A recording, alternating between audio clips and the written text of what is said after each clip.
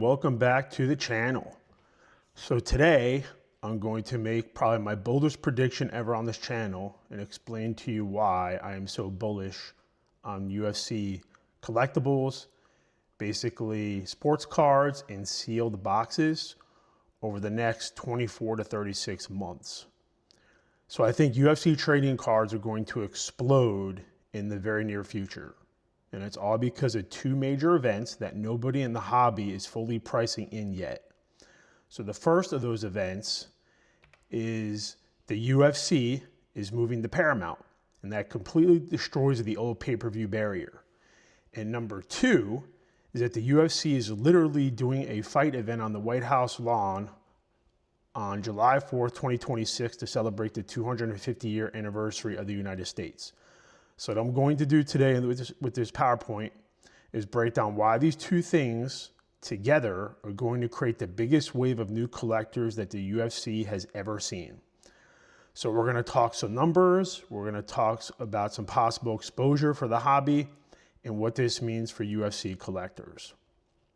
So before we break down the catalyst of what I think is going to happen to the UFC card market, I want you to understand the current landscape of UFC collecting at the moment. So according to the best data I could find online, according to Fanatics and some other metrics such as Google, there are roughly 150,000 to 250,000 active UFC card collectors in the world. Now, when you compare that to other sports, it's pretty tiny. So the NBA has an estimated 3 to 4 million collectors. The NFL has an estimated 3 to 5 million collectors. So the top segment is Pokemon with an estimated 10 to 15 million collectors.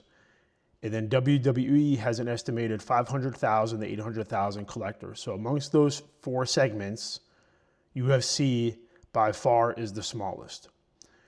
But here's the crazy part about this. Even though they're the smallest, the global UFC fan base is over 700 million people, with about 100 million fans in the US alone. So when you take those numbers, the 150,000 to 250,000 active collectors, and then you divide that by the fan base in the US, basically 0.15% of UFC fans participate in the hobby. And I think it's important to state that again. 0.15% of UFC fans only participate in the hobby.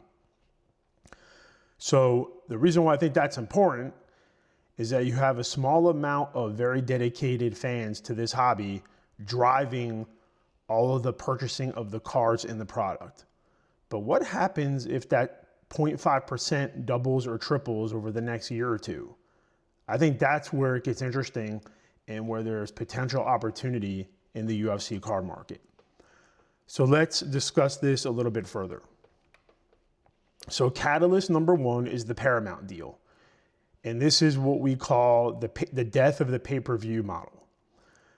So in 2025, the UFC announced a $7.7 billion 7-year deal with Paramount. What makes this interesting is that all the pay-per-view barriers and the costs are essentially gone. No more $80 pay-per-view events and no more double paywall with the ESPN Plus subscription. So starting in 2026, every numbered UFC event, every fight night, and all the big cards will be included in your Paramount Plus subscription. Including that, some of the events will also air on CBS for free with over-air TV reception. Without a doubt, this is the biggest change in UFC accessibility in the company's history. And let me explain why this matters for card collecting and sealed box investing. Previously, a big pay-per-view event might reach 800,000 to 1 million homes. A CBS broadcast could easily hit 10 million viewers casually. The math on that is a 5 to 10 times exposure to the UFC product. Also, when you're paying $80 for a fight, it's a huge commitment. And watching a card because it's just on TV creates a habit. So when it's free and it's in your face and it's accessible, human nature is that you'll more easily watch it and hang around and watch it on your terms, which creates more exposure over time, little by little. So when we look at these numbers here, just to recap, the 5 to 10 time exposure for CBS viewership, lower friction of access means higher conversion of fandom, and more eyes means more demand for cards. So now we go to catalyst number 2, which is the White House UFC event on July 4, 2026. It's interesting because when you look at the history of UFC, it wasn't too long ago where the UFC sport was literally banned in 36 states. You had John McCain, I believe a senator at the time, saying that it was equivalent to human cockfighting. Politicians wanted it shut down. It was literally the banned sport in the world of, the way typical sports are looked at. And now we're at this point coming up in 2026 on America's 250th birthday, where the UFC is going to host a fight card on the White House lawn. There will literally be an octagon on the White House, and the symbolism there is unbelievable. So you're going to have one of the most historic celebrations in American history on the White House lawn, and UFC is going to be the center of it. So why does this matter? First, it legitimizes the sport nationally. When the president greenlights a UFC event, it gives it a certain gravitas and a certain legitimacy that few other sports can get. When that happens, you have sponsorships jumping in, you have casual fans want to take notice, and people that hated MMA suddenly see the sport differently. And I think that's important. Number 2, it also creates a massive media moment. The event is going to be on CBS, it's going to be on every news channel, every social media platform, and the entire world will be watching. In my opinion, the White House card could easily hit 10 to 20 million viewership, which is tremendous for the sport and for collectibles. And also something to think about too is that special moments like this create historic moments for collectors. And what does that mean? So we look at some other sports and some other special moments. So when Kobe Bryant was in his final season with the Lakers, that created amazing, memorable moments for the sport. When Tom Brady signed with the Tampa Bay Buccaneers, that created an iconic moment for the sport, and it reignited the collectible market for Tom Brady and Buccaneers, and you had new fans. Same with LeBron James when he went to the Lakers. And then just to kind of bring it home with UFC collectibles, when Conor McGregor became the double champ, that was a huge moment for collecting, and it goes on and on. So again, we look at what's going on in this moment in UFC history. I think for the White House event, there's going to be a segment of collectors that want to collect everything around that event because they want to signify they were there, they want to make the memory, and they want to capitalize on that. So every fighter on that card, in my opinion, is going to see a huge boost in collectability for all their individual cards. But for the more savvy investors who are buying sealed boxes and holding on to them, hoping they go up in value, I think if you look at the rookie cards for those fighters on the main White House card and you go backwards, I think you could find, like for example, Islam's rookie card is 2019 Topps Chrome. So I'm filming this video the Sunday after UFC 322, and Islam just dominated against Jack and won his event. Well, not surprisingly, if you look on eBay this morning, all of Islam's cards are up, everything is spiking, and in turn, the demand for the sealed product will go up over time because of his rookie cards. I think the same exact thing is going to happen with the White House card, in my opinion. So what does this all mean for the event and for cards moving forward? So the other factor that you have to factor in is Fanatics and Topps and what they're doing for UFC. So let's kind of recap where that's at. So Fanatics regained the license in 2024 for UFC and is aggressively marketing UFC cards. That includes Topps Chrome UFC, Finest, Knockout, and Midnight. And all those products are in high demand. And if you watch Whatnot Breakers, if you watch the prices online, like some of the top cards are fetching phenomenal values, and also you can't discount the impact of Fanatics Live as well. and Fanatics having some of these fighters participate in the breaks, which again brings a level of connectivity to the hobby that didn't exist in the past. Fanatics is leaning in to increase the collector experience and the user experience, and it's readily available for you to see play out in front of you. All the hints are there. You just have to pay attention. Even if you look on Topps Twitter page, and when they pull big cards or they have big events, they lean into that amazingly. And I think that just makes collectors more excited. It makes them feel closer to the sport, closer to the fighters, and they're just doing a masterful job of doing that. Also as well, when it comes to cards, record sales are happening on a regular basis. Whether it's the $100,000 Taporia rookie, there's been multiple one-of-ones that have sold for excess of $1,000, $5,000, $10,000. And then you look at some of the older cards of Khabib and Conor McGregor, and they're hitting all-time highs as well. The money is going into the hobby, into the low end, into the medium end, and the high end. But I think the real opportunity is buying sealed wax and taking advantage of that. And this slide just kind of recaps what I just said, but also leaning into it, looking at the data, all the social media metrics, and then all the UFC Google trends point into a huge rise in UFC.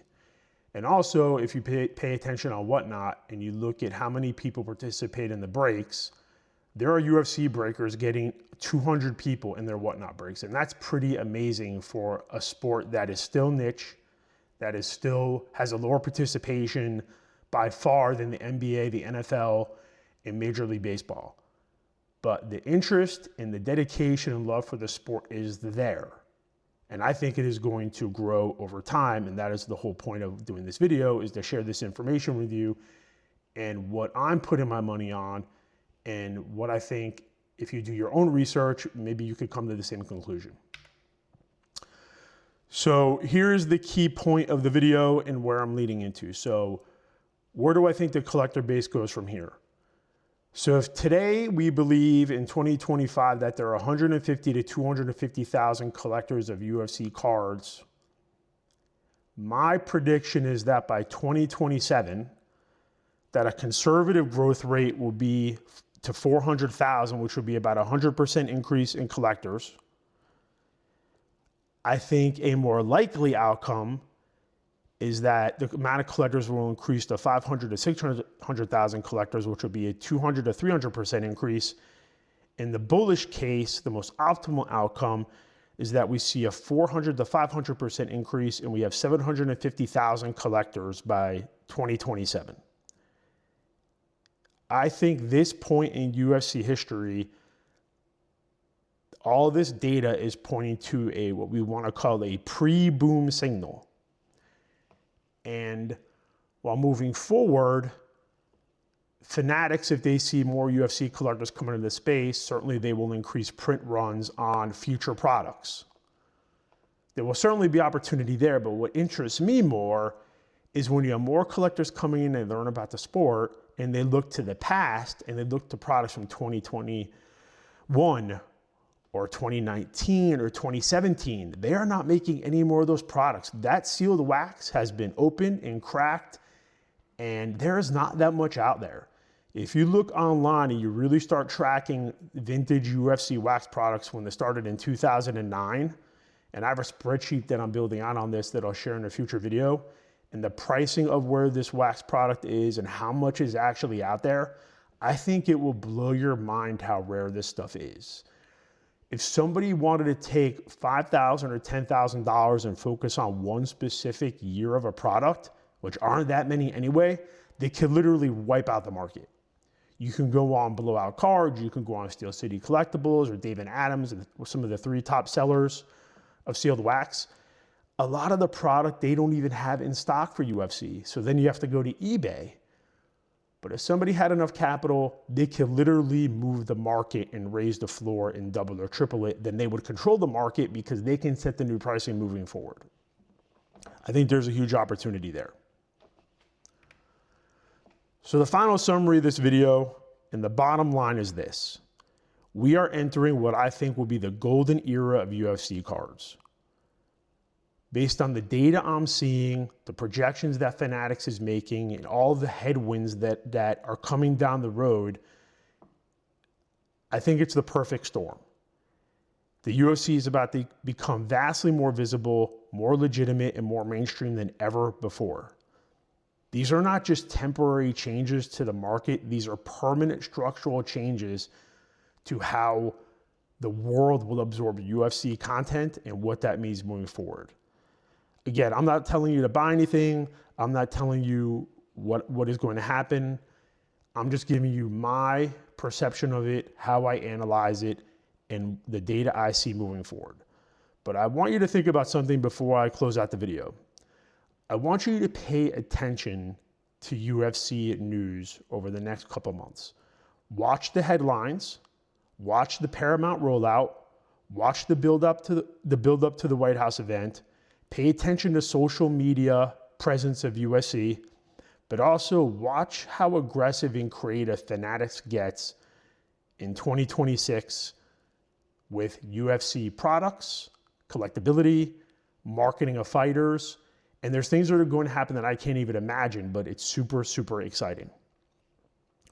With all these winds shifting in the right direction, I feel collectors who are early to this can really benefit. So that is the conclusion of this video. Thank you for taking some of your time and spending it with me on this Sunday afternoon. If you got some information out of this video and maybe learned a little something, I really appreciate it if you can give the video a like, if you can add a comment down below, and if you can really subscribe to the video, it would help out with the algorithm. I would greatly appreciate it. With that being said, take care of yourself, stay safe on this beautiful planet Earth of ours, and have a great day.